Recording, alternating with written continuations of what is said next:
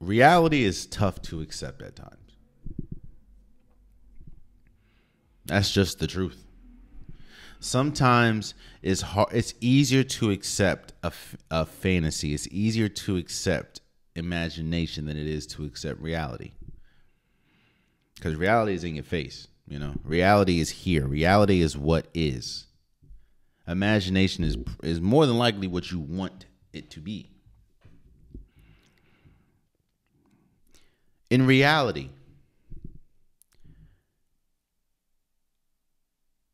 there were no signs this entire year that should have had anyone think that this Lakers team had a chance against the Denver Nuggets. Now, yes, I understand that the Lakers did win the in-season tournament. I understand that they were one of the hottest teams coming out of All-Star break.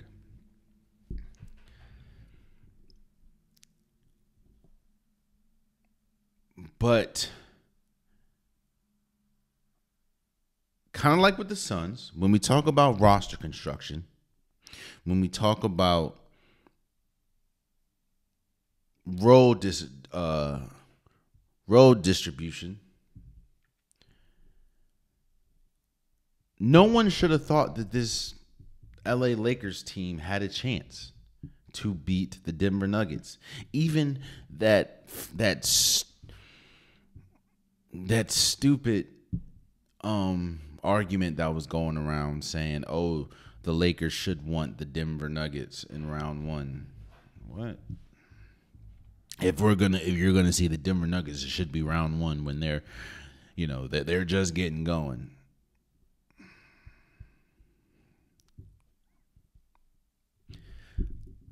I'll ask Lakers fans. Outside of LeBron James and Anthony Davis, who gave you confidence that you could have a shot in beating Denver? Was it D'Angelo Russell, who set a Lakers record for most threes? Even though his name was in trade talks majority of the year before trade deadline, his game was just up and down, and he was catching fire. But we know, because D'Angelo Russell has a track record of being one of the best players going into the playoffs and then just plummeting. Oh. Was it Austin Reeves,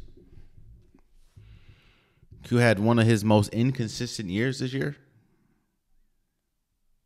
Was it Rui Hachimura, who was better than he was last year, but he was still inconsistent? Was it them activating Gabe Vincent, even though he didn't play like any of the season? Maybe like 10 games maybe. You see how reality feels, or what reality looks like? Don't get me wrong.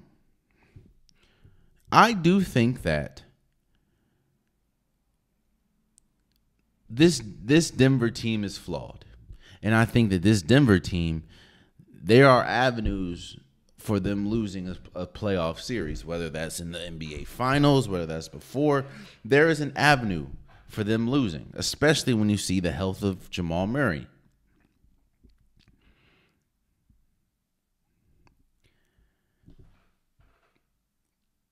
But unless a catastrophic injury happened, which it didn't, thank God, there should be no one that thought the Lakers had a shot to beat the Denver Nuggets.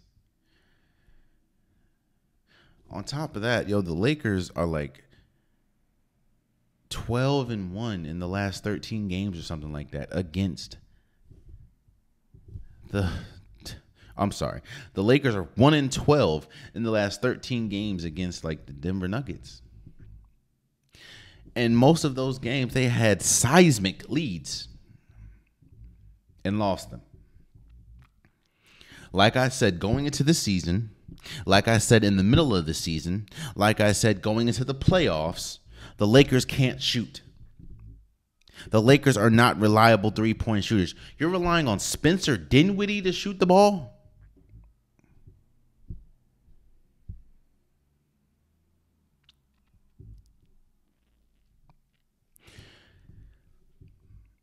I will say, even at Denver's worst, because I don't think Denver played well this series.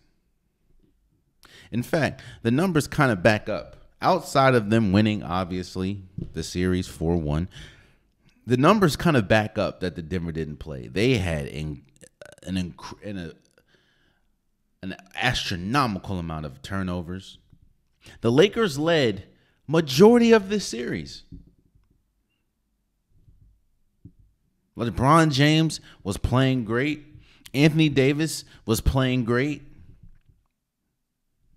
Jamal Murray, he had a bad series outside of 2 game winners, including Game 5. Everything, if you look on the box score, right? If you look on the stats of the series, if you just look at how this series turned out, everything would spell, oh, the Lakers had to win this series. But kind of like I talked about with the Denver, the Knicks and the Sixers, it don't matter what you do for 40. If it's a close game, it don't matter what you do for 90% of the game. If you don't execute the last 10%,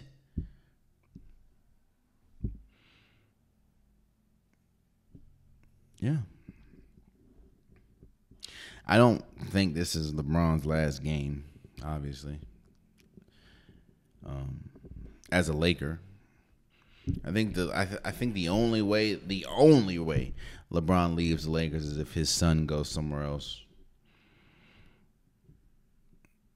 But kind of like with the Phoenix Suns to a lesser extent, it's going to be tough building a roster around LeBron James and Anthony Davis, seeing as how strapped the LA Lakers are with money. Because you still got to, like, there's still a bunch of players. You still paying Austin Reeves. Like, it's going to be tough. But in the most unshocking of events, at least for me, the Denver Nuggets beat the LA Lakers in the first round of the playoffs 4-1, a gentleman's sweep. Nikola Jokic was the best player. Excuse me. I will say, LeBron James was probably the second. LeBron James was probably the second best player of the series, but Nikola Jokic was by far the best player. I mean, I think he finished the last game with 20-20, another 20-20 game. You know, and like an assist away from a triple-double, I think. I know LeBron James had a couple close triple-doubles. And Anthony Davis was good, too. Even though he did get hurt the last game and he did finish, so shouts out to him. Not enough gets talked about, or what does not get talked about enough is how Anthony Davis played majority of this season. I think he only missed like 10 games, maybe even 9. Like, a person that has a extensive track record of missing time due to injury, and especially in key moments. Anthony Davis playing majority of the season was extremely important for this team. And you just ran into a better player in Nikola Jokic and a better team. Like, yes, as the series went on and as the series lead started to grow for Denver, the Lakers were playing like the more desperate team. That's when you see teams usually hit shots that they've been previously missing. That's when you see teams just playing harder. But when you looked at that series, nothing should have told you that the Lakers were a better team. When you have Aaron Gordon being as important as he was, when you have Michael Porter Jr. being as important as he was and hitting big shot after big shot, Aaron Gordon, big rebound after big rebound, putbacks, dunks, KCP hitting damn near every wide open three he had. And this is with a hobbled Jamal Murray. Yeah. Shouts out to the Denver Nuggets for beating the LA Lakers in the first round of the playoffs. And no, I don't think that this is LeBron James' last game as a Laker. What I do think is when you look at the roster, because I know this is a conversation that's going around, when you look at the roster construction for the Lakers, when you look at the roster, especially the roster construction for the Suns, and when you look at the roster construction and just the age and the wear and tear on the Golden State Warriors body, I do think that this is, we have seen that unless they go to a better team or unless something drastic happens, I think that we've seen the last of, Steph, LeBron, and Kevin Durant winning championships, unless they go to a team or they pair up or something like that. But I just looking at, Golden State didn't even make the playoffs. And the Suns won as many playoff games as Golden State. And the Lakers won one more than both, So, but we'll see. We'll see. Oh, man, you stayed to the end of the video. I appreciate you. If you like what you saw, be sure to hit that subscribe button so you'll never miss any content from your boy. You can also go back and watch past episodes, past clips, and don't forget that the Unpopular Podcast, new episodes drop every Wednesday and Saturday. Appreciate you.